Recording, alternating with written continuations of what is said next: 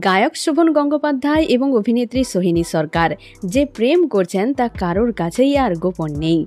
প্রথম বিষয়টি নিয়ে লুকোছাপা চললেও পরবর্তীতে দুজনেই অকপটে সম্পর্কের কথা স্বীকার করে নিয়েছেন।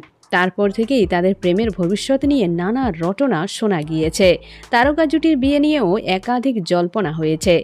এবার টেলিপাড়ার গুঞ্জন জুলাই মাসেই বিয়ে করতে চলেছেন শোভন ও সোহিনী। আগামী মাসের 18 তারিখেই খুব সাধারণভাবে গাঁটছড়া বাঁধতে চলেছেন তারা। গত বছরই রণজয় বিষ্ণুর সঙ্গে দীর্ঘদিনের প্রেমের ইতি টেনেছেন সোহিনী।